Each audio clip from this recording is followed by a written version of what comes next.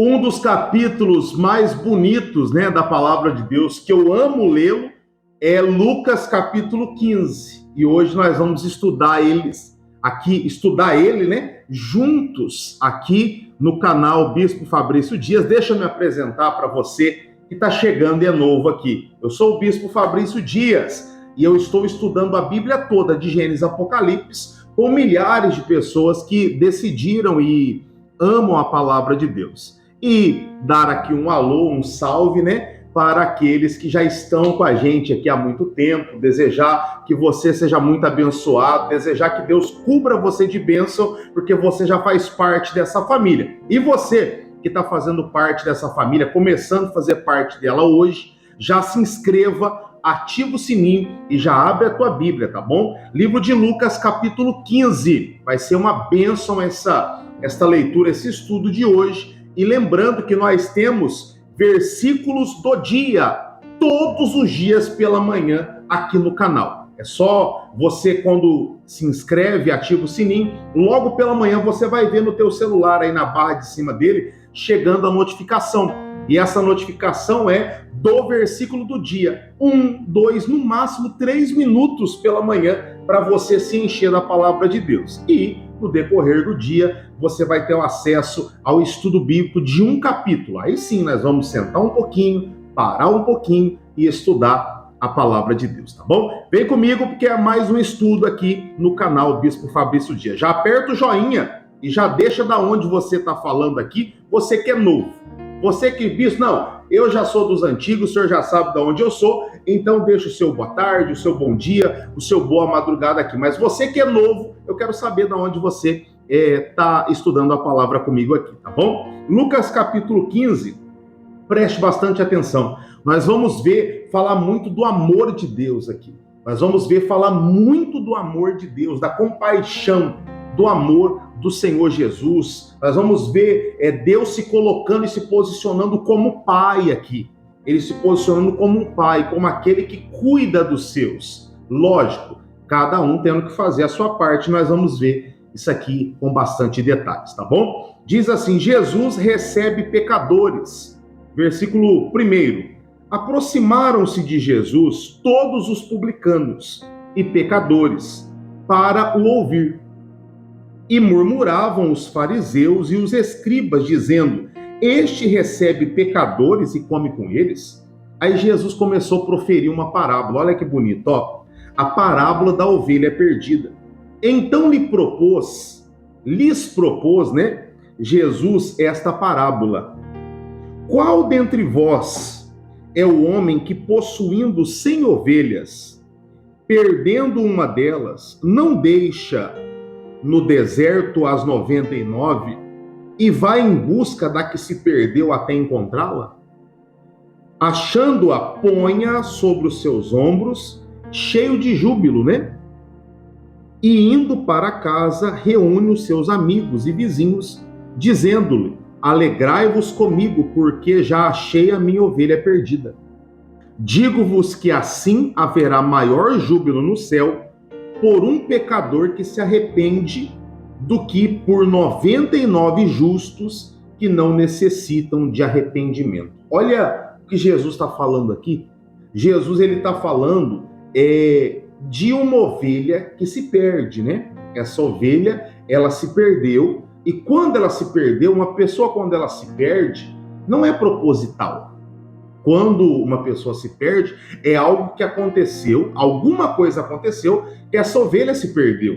Ela se distraiu com alguma coisa, ela tropeçou, caiu, alguma coisa aconteceu que essa ovelha, ela se distraiu e ela se perdeu. E quando acontece isso, o prazer e o ensinamento é para ir atrás dessa ovelha. Só que olha que interessante, nós vamos ver aqui mais logo abaixo, depois do capítulo da dracma perdida aqui, a parábola da dracma perdida, nós vamos falar do filho pródigo.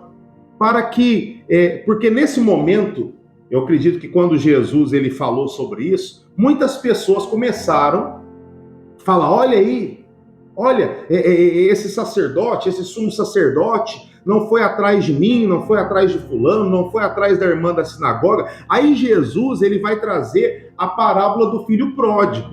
Para quê? Para esclarecer que ovelha perdida é uma coisa e filho pródigo é outra coisa.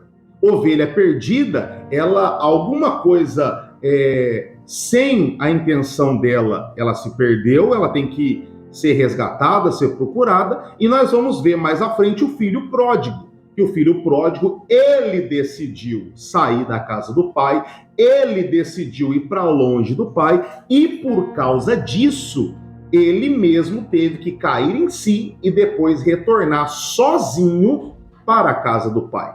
Aí Jesus, ele vai trazer esse paralelo que nós já vamos entrar nele daqui a pouco. Mas a ovelha perdida, há uma necessidade de buscá-la, há uma necessidade de ir atrás dela, porque a ovelha perdida, ela está com medo, a ovelha perdida, ela está acuada, a ovelha perdida, ela está ali encolhida, ela está introvertida, ela está desesperada, porque ela está perdida.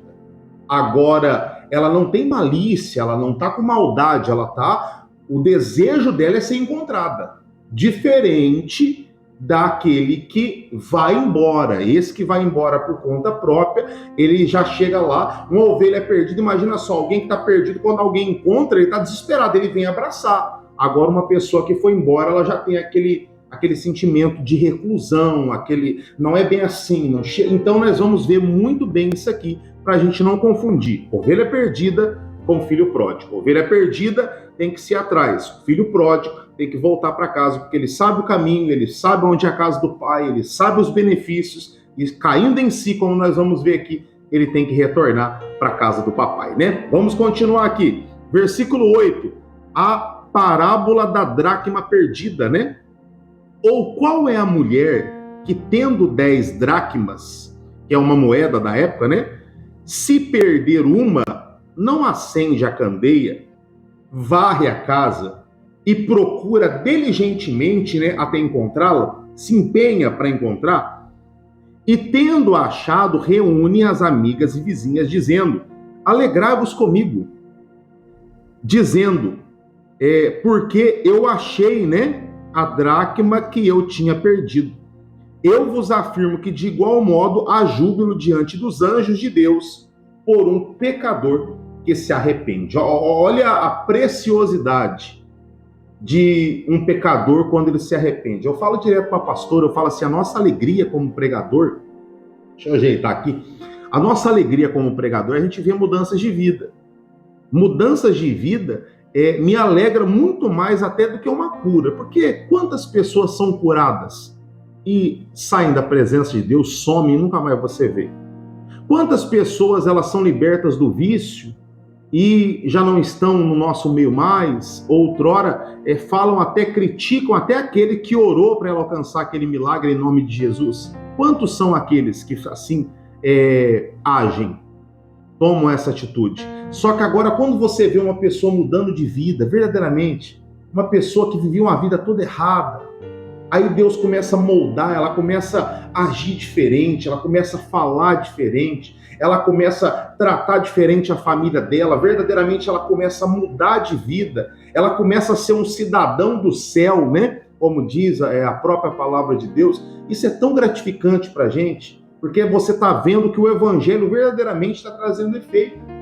Porque você tem que concordar comigo, o seguinte: muitas pessoas, elas são curadas, muitas pessoas, elas são libertas, só que elas não mudam de vida, elas só receberam um presente em forma de um milagre, mas elas não mudam de vida, elas não se arrependem, elas não nascem de novo, como Jesus orienta ali em João 3 a Nicodemos.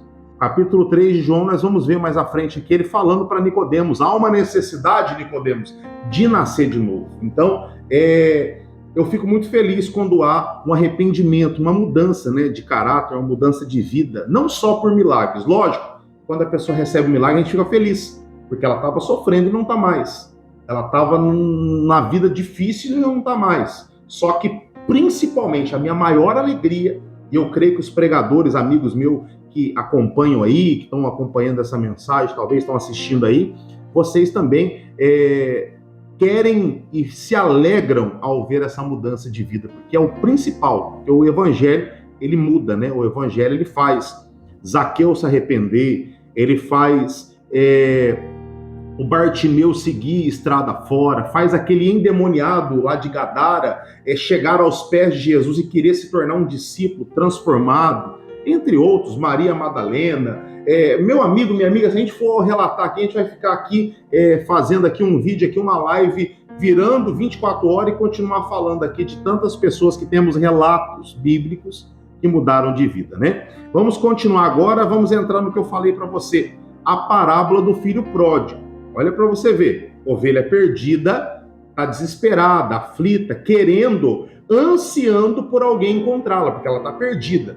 Agora o filho pródigo não. O filho pródigo, ele sabe o que ele está fazendo. Ele sabe de onde ele saiu. Ele sabe que ele saiu por alguma atitude, por alguma mágoa. Ele saiu porque ele olhou para onde não devia olhar. Não foi um descuido. O filho pródigo sabe aonde é o pai, sabe o benefício que tem junto com o pai. Ele sabe que se ele tivesse com o pai, ele não estaria passando aquilo. Só que o filho pródigo decide ir embora. E o filho pródigo, vamos ver qual tem que ser a atitude dele. Vamos acompanhar aqui, ó. Continuou. Certo homem tinha 2 filhos. O mais moço deles disse ao pai: dai-me a parte dos bens que me cabe. E ele lhe repartiu os haveres, né? E ele continua: passados não muitos dias, o filho mais moço, ajuntando tudo que era seu, partiu para uma terra distante, olha, foi para longe, né?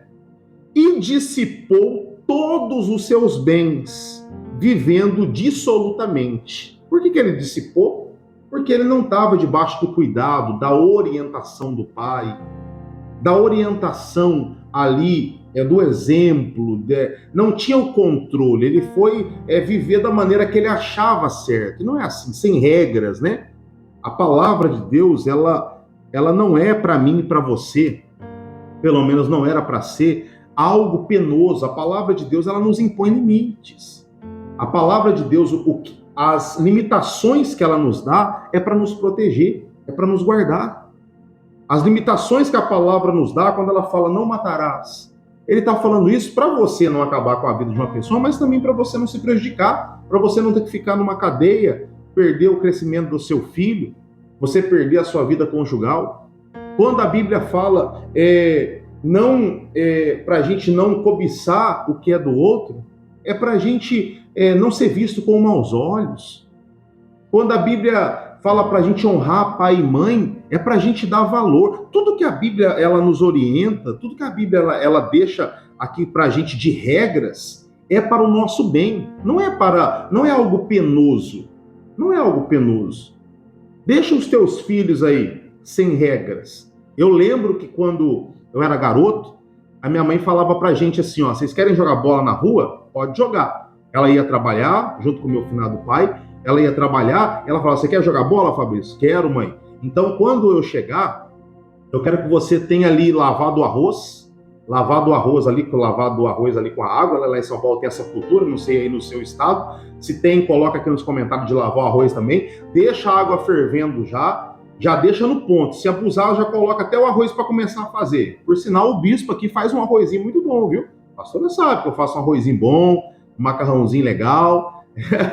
Então, eu tinha regra, eu ia sair com meus amigos quando era garoto ali para ir na praça tomar um sorvete, minha mãe falava, ó, 10 horas você tem que estar em casa, 10 horas vocês têm que estar em casa, porque nós vamos fechar as portas. Aquilo ali não era penoso para mim, aquilo ali era para o meu bem, para me crescer e me tornar o homem de caráter que eu me tornei, um esposo bom, um filho que não dava trabalho. Então, tudo que é agora deixa o teu filho sem regra, chega a hora que quiser, meu filho. Não, pode brincar, vai lá, não põe regra não para você ver. Como que vai viver? Como que vai ser? Se na tua casa não tiver regra, na tua vida financeira não tiver regra, no contexto familiar se eu não tiver regra, na sua empresa não tiver regra, as pessoas podem chegar na tua empresa a hora que quer, sair a hora que quer. Não põe regra não para você ver. Vira um caos. E esse rapaz aqui, esse filho pródigo, foi querer viver sem regras. E ele dissipou tudo porque ele estava longe do pai, né? Sem regras, vivendo do jeito que ele bem queria. E olha o que diz o versículo 14: depois de ter consumido tudo, sobreveio àquele país uma grande fome.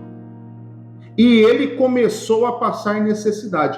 Nós lemos lá em Gênesis, se você não sabe, nós estamos lendo a Bíblia toda, de capa a capa, de Gênesis a Apocalipse. Nós já lemos Gênesis, estamos na metade de Êxodo, já lemos Mateus, Marcos, estamos em Lucas agora. Lá em Gênesis nós vimos um momento de fome que chegou sobre o Egito, você lembra? Um momento de fome que Faraó sonhou, o José, ele interpretou o sonho, só que aquele tempo de fome, por causa da organização, por causa da boa gestão de José, eles viveram em abundância. Mas a maioria da terra, por não ter tido esta gestão, eles passaram necessidade tendo que recorrer ao Egito. O Egito, por causa da boa gestão, da organização, não só teve suprimento para si, mas como para toda a terra. E isso é o que eu quero que você entenda aqui. Essa necessidade que veio aqui, ele quase morreu. Só que o pai, na casa, nós vamos ver que ele tinha do bom e do melhor. Por quê? Porque lá havia lei, lá havia regras, lá havia gestão. Coisa que longe do pai ele estava sem ter, né? E vamos continuar aqui, o versículo 15 fala assim, ó: então ele foi e se agregou a um dos cidadãos, né, daquela terra, e este mandou ele para os seus campos para guardar os porcos, né, para cuidar dos porcos. Ali desejava ele fartar-se das alfarrobas, né, que os porcos comiam, mas ninguém lhe dava nada. Aqui está falando alfarrobas. Eu vim do interior de São Paulo, meus avós, o meu sogro, os meus tios, nós criávamos porcos aqui no sítio lá, que a gente tinha lá da família, dos meus avós e tudo mais, com lavagem, com restos de comida azeda. E ele desejou comer isso. Eu não sei se aqui também era. Essa alfarroba representa isso. Algumas bíblias falam bolotas, né? Lá na minha época era com lavagem, resto de comidas azedas, que ia se recadando das casas e levava para os porcos comer. Ele desejou isso e nem isso dava para ele. Isso aqui é o que acontece com aqueles que decidem ir viver distante do Pai. Aqueles que por conta própria, né, decidem viver longe do Pai. Esses aqui não são ovelhas perdidas. Ovelha perdida está lá aflita, encolhidinha, esperando alguém para buscá-la, deprimida, triste. Agora esses aqui sabem muito bem de onde saíram, sabe por que saíram, sabe aonde caíram, e por causa de algum sentimento que o inimigo colocou no coração, estão longe do Pai. E isso só gera sofrimento. Só que tem jeito, tem, eu vou te mostrar. Versículo 17. Então, caindo em si, ele teve que o quê? Cair em si. O pastor, o cuidador, o pai, não teve que ir atrás para colocar no ombro, não. Ele teve que cair em si e disse: quantos trabalhadores do meu pai têm pão com fartura? E eu aqui morro de fome. Levantar-me-ei, ele vai se levantar, irei, ele vai ir ter com meu pai, e lhe direi: pai, pequei contra o céu e diante de ti. Eu já não sou digno de ser chamado teu filho. Trata-me como um dos teus trabalhadores. E levantando-se foi para o seu pai. Vinha ele ainda longe, quando seu pai o avistou, e compadecido dele, correndo, o abraçou e o beijou. Olha que interessante. Quando ele caiu em si, ele falou: vou para a casa do meu pai, porque lá tem pão com fartura, até os trabalhadores lá tem do melhor, e eu aqui sendo filho passando necessidade. Eu vou para junto do meu pai, vou falar para ele que não mereço, que não sou digno de ser chamado filho dele, mas ele vai me acolher. Quando o pai viu ele de longe, o pai já correu e abraçou. Porque o desejo do pai era que aquilo tivesse acontecido até antes. Mas o pai não fez nada porque ele tinha que cair em si, né? E continuando a história, Não vai ser uma pregação hoje aqui, é só um estudo, né? Mas logo, logo, se você desejar, eu trago até uma pregação sobre essa palavra que vale muito a pena. Se você quiser que eu traga uma pregação, coloca nos comentários, bispo, faz uma pregação sobre isso que eu vou trazer com todo carinho aqui para você, tá bom? Versículo 21. E o filho lhe disse: Pai, pequei contra o céu e diante de ti. Já não sou digno de ser chamado teu filho. O pai, porém, disse ao seu servo: Trazei depressa a melhor roupa, vestiu, põe nele um anel no dedo, sandálias nos pés. Trazei também e matai o novilho cevado. Comamos e regozijamos, porque este meu filho estava morto e reviveu, estava perdido e foi achado. E começaram a regozijar-se, né? Ora, o filho mais velho que estava no campo, quando voltara, ao aproximar-se da casa, ouviu a música, as danças. Chamou um dos seus criados e perguntou o que era aquilo. Ele informou: veio teu irmão e o teu pai mandou matar o novilho cevado, porque o recuperou com saúde.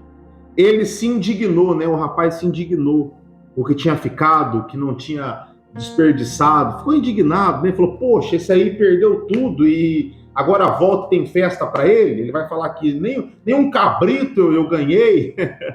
Ele ficou indignado, porque é do ser humano, né? É da raça humana essa indignação, independente da proximidade que seja o outro, há essa indignação, né? Infelizmente. Só que o Espírito Santo vai fazendo que isso vai se diminuindo pouco a pouco. Então vale a pena você buscar o Espírito Santo, que esse sentimento vai ser cada dia menor, a ponto de ser quase zero dentro do teu coração, né? E ele fala assim, ó: e ele se indignou e não queria entrar. Saindo, porém, o pai procurava reconciliá-lo, né? Mas ele respondeu a seu pai: há tantos anos que te sirvo, sem jamais transgredir uma ordem tua, e nunca me destes um cabrito, né? Sequer para alegrar-me com os meus amigos. Vindo, porém, este teu filho, olha, não era nem o irmão dele mais no coração. É a raivinha de irmão, né? Vindo, porém, esse teu filho, que desperdiçou os teus bens com meretrizes, tu mandaste matar para ele o novilho cevado, né? Então lhe respondeu o pai: meu filho, tu sempre estás comigo, tudo o que é meu é teu. Olha que bonito isso. Aqueles que não se desviam, aqueles que decidem ficar firmes, olha que promessa: tudo o que é meu é teu. Deus está falando com você agora. Você que decide ficar firme na presença de Deus, Ele está dizendo através da minha boca: tudo que é dele é teu, é nosso. Você pode tomar posse? Coloca nos comentários: eu recebo, bispo, eu tomo posse, porque isso aqui é forte demais. Ele continua, né? Versículo 32. Entretanto, era preciso que nós regozijássemos, né? E nos alegrássemos, porque este teu irmão estava morto e reviveu, estava perdido e foi achado. Vê que ele fala, não esse meu filho, esse teu irmão, porque lá ele falou assim, esse teu filho. Aí ele fala, esse teu irmão, ele estava perdido, ele foi achado, ele estava morto, ele reviveu. Ele fez ele novamente se conscientizar da importância de fazer aquilo. Você entendeu hoje aí, nesse estudo, a diferença de ovelha perdida que está esperando, aflita, o resgate, e de um filho pródigo que saiu por conta própria e tem que voltar por si, tem que cair em si? Você conseguiu compreender isso? Se você conseguiu, eu não sei quem está me ouvindo aí nesse estudo, se é uma ovelha perdida que está precisando ser resgatado, se é um filho pródigo que está precisando cair em si e voltar para a presença de Deus, não só ficar ouvindo a pregação, estudar pela internet, mas voltar para a presença de Deus mesmo, frequentar a sua igreja, congregar na sua igreja e tudo mais, dependente do que aconteceu. Ou se nós estamos falando com filhos que não saíram e talvez estão vendo alguma coisa acontecendo com pródigos que estão voltando, com ovelhas perdidas, que estão regressando e estão indignados. Não fiquem indignados, não. Entenda, tudo que é de Deus é teu, toma posse, para você desfrutar das bênçãos do Senhor, tá bom? Vamos orar, lembrando que tem versículo bíblico todo dia pela manhã aqui, Você que está inscrito aí, vai chegar notificação para você. Tem estudo todo dia, estamos estudando a Bíblia toda, se você está chegando agora, ou se está chegando para você anos depois aí, já está toda concluída o estudo bíblico aqui, venha, não perca nenhum, leia todos, procure por título ali que vai ser uma bênção, tá bom? E você que deseja ser membro aqui do canal, tem um botão aqui embaixo para você nos apoiar e proporcionar que a gente possa levar a palavra a mais pessoas, tá bom? Pai, eu oro por esse teu filho, por essa tua filha que mais um dia estudou aqui comigo. Mais um capítulo da sua palavra entrou no coraçãozinho deles. Que eles sejam abençoados pelo Senhor. Ilumina os caminhos dele.